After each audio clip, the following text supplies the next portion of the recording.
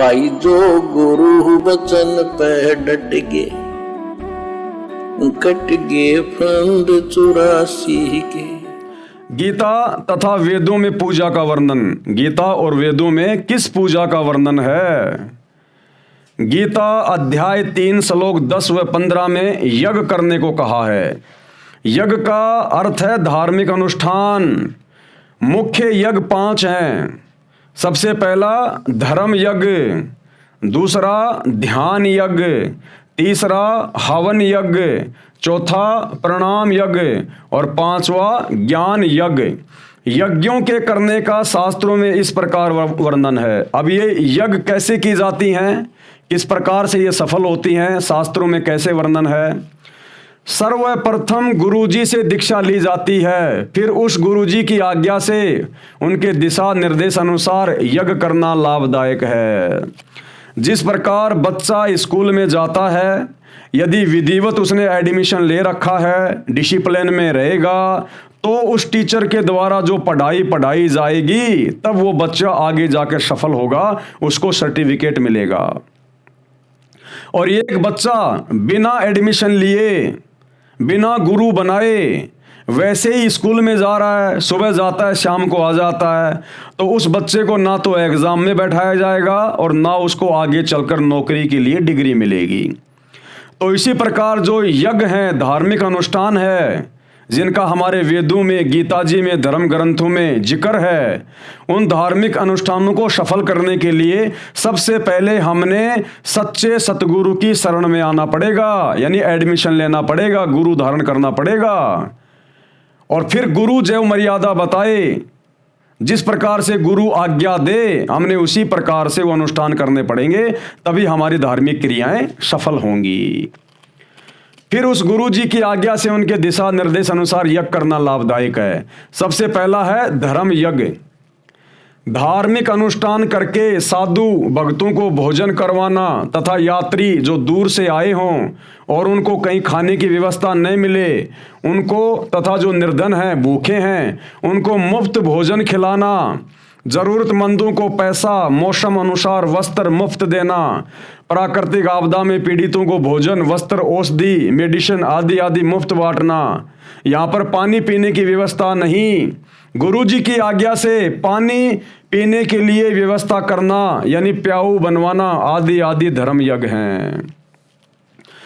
कहने का मतलब है इस प्रकार के जो धार्मिक अनुष्ठान है उनको धर्म यज्ञ कहा जाता है।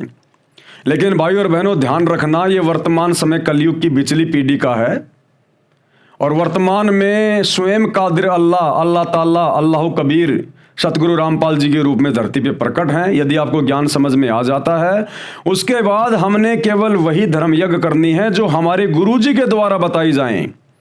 हमने मनमाने रूप से कहीं कोई भोजन भंडारा नहीं लगाना, घर से बना के 50 आदमियों का भोजन रेड लाइट पर जाकर भिखारियों को नहीं बांटना, जबरदस्ती अपने घर से ले लेके कंबल और कपड़े लोगों को नहीं बांटना, जबरदस्ती हमने प्याऊ नहीं बनवाना, धर्मशाला नहीं बनवाना। इस सच्चे भक्ति मार्ग में जो यथार्थ 13वां कबीर पंथ है, जो अल्लाह कबीर ने चलाया हुआ है, केवल उसी अल्लाह अकबर सतगुरु रामपाल जी की आज्ञा से, उनके दिशा निर्देश में, और जो आज्ञा उन्होंने अपने सत्संगों में दी, अपने नियम और मर्यादाओं में दी हैं, वो अलग से किसी को कोई आज्ञा, कोई आदेश नहीं देते। जो भी धर्म कर्म होते हैं, अल्लाह कबीर जब सतगुरु रूप में आता है तो अपने सत्संगों में वर्णन करता है, अपने नियम और मर्यादाओं के तहत वर्णन करता है। तो हमने उन मर्यादाओं में रहकर ही धर्म यज्ञ करने होते हैं। अपना मनमाना आचरण इस भक्ति मार्ग में नहीं चलता है।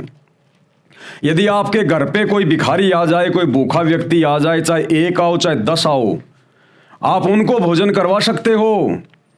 कोई फटा पुराना कपड़ा आपके घर पे है और यदि वे मांगते हैं तो आप उनको फटा पुराना कपड़ा दे सकते हो। नया कपड़ा और बिना सिला हुआ कपड़ा भी नहीं देना, अन्यथा उसको बेच के उस पैसे का दुरुपयोग करके आप लोगों को आपकी मर्यादा खंडित करवा सकते हैं। हमने इतना भी ध्यान रखना है। घर पे कोई भिखारी आ जाए, हमने उसको खाना खिला देना है, हमने उसको आटा नहीं डालना बिल्कुल भी। वो आटे को बेचकर उस पैसे का दुरुपयोग कर सकता है। हमने उनको भोजन खिला देना है, उसको आटा नहीं डालना। हमने गेहूं, जौ, ज्वार, मक्का, हमने ये अनाज उसको नहीं देना। यदि किसी को कोई इलाज की जरूरत है, हमने जा जा के किसी का इलाज नहीं करवाना। हम ठेकेदार नहीं है इस दुनिया के। वो परमात्मा जो तीनों लोकों में प्रवेश करके सबका भरण पोषण करता है, अल्लाह कबीर, वो सबका ठेकेदार है। जिसके जैसे भक्ति कर्म है उसी आधार से सारी सुविधा वो अल्लाह अकबर ही उनको उपलब्ध करवाएगा। हम उसके कर्मों के लेखे जोखों में डिस्टर्ब ना करें, फालतू में टांग ना अड़ाएं। तो इसी प्रकार भाइयों और बहनों, हमने भिखारी को खाना खिला देना है। मांगे तो फटे पुराने कपड़े दे देने हैं, नया कपड़ा भी नहीं देना, बिना सिला हुआ कपड़ा भी नहीं देना, आटा या अनाज भी नहीं देना, उसको भोजन करवा दो। बच्चों के लिए भोजन मांगे तो बना के दे दो, 1 का या 2 का, जैसा भी वो कहे कि मेरे बच्चे घर पे भूखे हैं, मुझे 5 आदमियों का भोजन बना दो, उसको भोजन बना के दे दो, पैक कर दो। नगद पैसा नहीं देना किसी भी भिखारी को। तो ये हमने धर्म कर्म के विषय में बहुत ज़्यादा सावधान रहने की आवश्यकता है, क्योंकि ये कलयुग की बिचली पीढ़ी चल रही है। बाखबर सतगुरु रामपाल जी ने अपना पूरा ज्ञान हमें दे दिया है।